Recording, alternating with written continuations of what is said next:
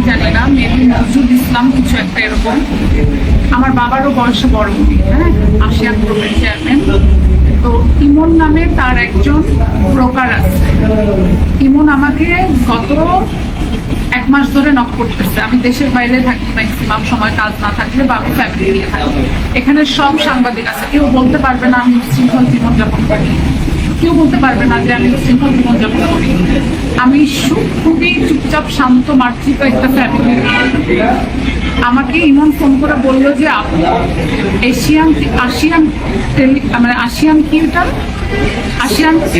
ASEAN city একটা endorsement করবে, 1 বছরের ব্র্যান্ড এন্ডোর্সমেন্ট করবে, ওনারা আপনাকে চায়, ওনারা একটা টাকা অফার করতেছে। আমি বলছি ঠিক আছে, ওকে, নো প্রবলেম। কত টাকা? বললো যে আপু এরকম 15-16 লাখ টাকা দিবে। তো আমি বললাম যে ঠিক আছে, 20 লাখ টাকা দিলে ভালো, আমি 20 লাখ টাকা নিজে কোনো ব্র্যান্ড ইনভেস্টমেন্ট করি না। তখন উনি বললো যে তখন ইমন আমাকে বললো যে না আপু, 16 লাখ দিবে, আপনি আমার 1 লাখ দিয়েন আর 15 লাখ আপনি নিয়েন। আমি বলছি আচ্ছা ঠিক আছে, 15 লাখ টাকা আমি নিব, 1 লাখ টাকা তোমাকে দিয়ে দেবো। তো তখন সে আমাকে শুক্রবার দিন, এই 24 তারিখ শুক্রবার দিন সে আমাকে সময় দিল। আমি সারাদিন আমার কাজিনদেরকে নিয়েছিলাম। তারপরে আমি 8টার দিকে তার অফিসে যাই, আমার আম্মুকে সাথে নিয়ে যাই, যেহেতু আমি তাদেরকে চিনি না। আমি আমার মাকে সাথে নিয়ে গেছি সেফটির কারণে। আমার ভাই ব্যস্ত থাকায় আমার মা এবং ইমনকে নিয়ে গেছি। নিয়ে যাওয়ার পরে সুন্দরভাবে সে আমাকে আলাদা একটা রুমে বসতে দিয়েছে, চা দিয়েছে, কফি দিয়েছে, তারপরে মিষ্টি দিয়েছে। মিষ্টি দেওয়ার পরে তারপরে কতক্ষণ পরে সে নামাজ পড়লো। তো আমি ভাবলাম একটা মানুষ নামাজ কালাম পড়ে, ভালোই হবে হয়তোবা। তারপরে কিছুক্ষণ পরে সে ডাকলো তার রুমে, আমি আর আম্মু গেলাম। যাওয়ার পরে আমি, আম্মু এবং ইমন গেলাম। যাওয়ার পরে কথা বললাম। কথা বলার পরে সে বলল যে আপনি কাজ করবেন আমার সাথে? আমি বললাম হ্যাঁ, যদি কাজে কর্মে মিলে। বললো আপনি অনেক, আমাকে বলতেছিল, বলে আপনি অনেক হায়ার এডুকেটেড, আপনি চাইলে আমার বিভিন্ন কোম্পানি দেখতে পারেন। আমি বললাম আচ্ছা ঠিক আছে, কোনো সমস্যা নাই। এইসব কথা বলার পরে আমার বাসায় মেহমান ছিল, আমার আম্মু আমার গাড়ি নিয়ে চলে যায়। শুক্রবার দিন 9টার দিকে আম্মু গাড়ি নিয়ে চলে যায়। তারপরে ওনার সাথে আমি মিটিং করব, ইমন আছে। আম্মু ইমনকে বললো যে বাবা তোমাকে আমি রেখে যাচ্ছি, তুমি এখন এই মিটিংটা করো, আমার মেয়েকে বাসায় রেখে যাই। এটা বলে আম্মু 9টার দিকে চলে গেল। চলে যাওয়ার পরে উনি সামনে বসা, উনি ধরেন উনি আমার সামনে বসা, সামনে ইমন বসা, এই পাশে আমি বসা। উনি আমাকে হঠাৎ করে ঘুরে বলতেছে যে তোরা তো আমি খুঁজতেছি অনেকদিন থেকে। আমি বললাম আপনি আমাকে খুঁজতেছেন মানে? বলে তোরে আমি 3 মাস ধরে খুঁজতেছি। আমি বললাম আপনি কেন আমাকে 3 মাস ধরে খুঁজবেন? আপনাকে তো আমি চিনি না। বলে তুই জেবাটাকিয়া না? আমি বলছি জেবাটাকিয়া কে? আমি জেবাটাকিয়া মানে কোনো মেয়েকে আমি চিনি না। আমি এ গ্রেডের মডেল, এটা সারা বাংলাদেশের সব মানুষ জানে, আমি টপ মডেল।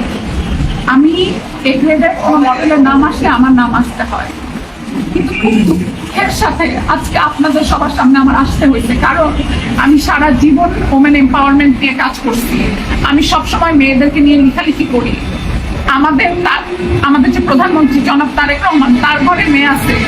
আমি চাই আমার এই ভয়েস উনি পর্যন্ত যাক এবং এটার বিচার যেন উনি নিজে করে। তো আমাকে বললো তোকে তো আমি অনেকদিন ধরে খুঁজতেছি। আমি বললাম আমি জেবাটাকিয়া না, আপনি কি বলতেছেন? তখন ইমন আমার দিকে ইশারা দিল, ইমন আমার দেশে এরকম ইশারা দিল যে মানে এমন একটা ইশারা দিল যে যা বলতেছে মেনে নাও। তো আমি আর কোনো কথা বলিনি। এবং সারপ্রাইজিংলি আপনারা অবাক করে যাবেন, আপনারা যদি ওই অফিসে যান, আসিয়ান মেডিকেলে যান, করিডরে ফিঙ্গারপ্রিন্ট, তার ঘরে ফিঙ্গারপ্রিন্ট, তার ওয়াশরুমে ফিঙ্গারপ্রিন্ট, তার ওয়াশরুমের ভিতরে একটা সুড়ঙ্গ আছে।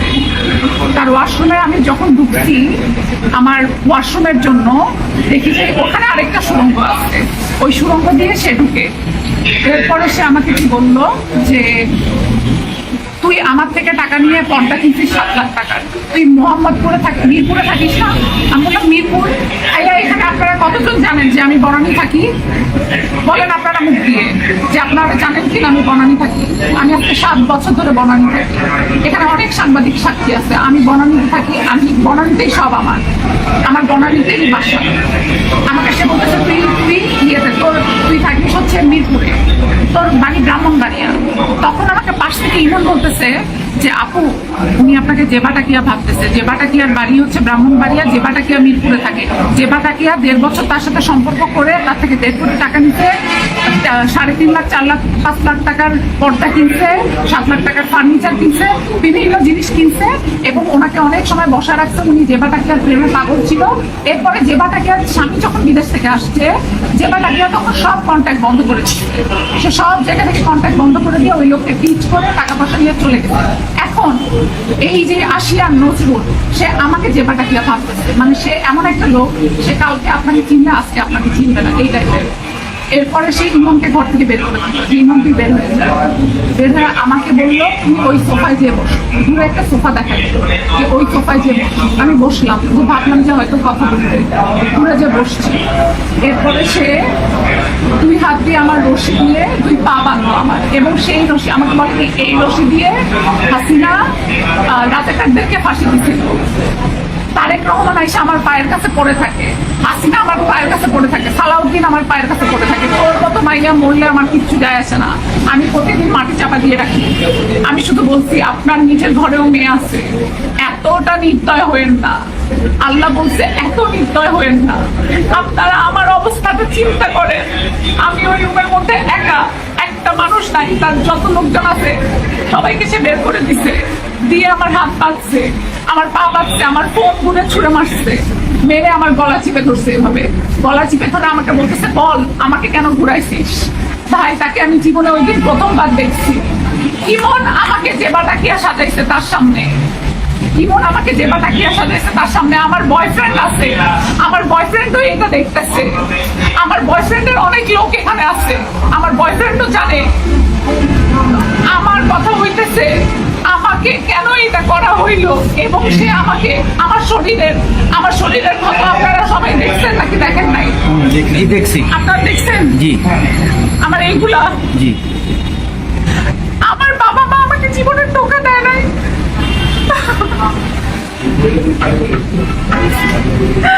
আমার বাবা মা জীবনে আমাকে একটু টোকা দেয় নাই। আমার বাবা আমার জন্য চোখের পানি ফেলছে। আমি যদি 1 গ্লাস পানি চাই, আমার ভাই, আমার মা, আমার বাবা সবাই দাঁড়ায়। আমরা হয়তো ওনার মতো এত বড় লোক না, কিন্তু আমি আমার বাপ মায়ের কাছে রাজ করব না। আমি ওনাকে বলছি আপনার নিজের সন্তান আছে, আল্লাহ রহম করেন। সে আমাকে চুল টেনে ধরে এইখানে লাঠির উপরে লাঠি, আমার এইখানে আমি হাত দিতে, এই দেখেন এগুলা ফুলে ফুলে আছে, এগুলো তো আমি আপনাদেরকে দেখাইতে পারবো না ভাইয়া অন ক্যামেরায়, আপনারা সবাই ছবি দেখছেন।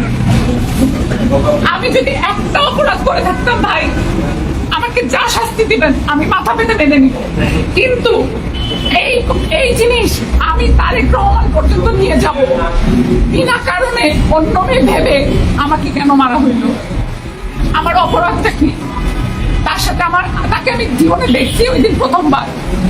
সে আমাকে মারলো এবং আমাকে বলতেছে তোর মতো মেয়েকে মেরে বালু চাপা দিতে আমার সময় লাগবে না।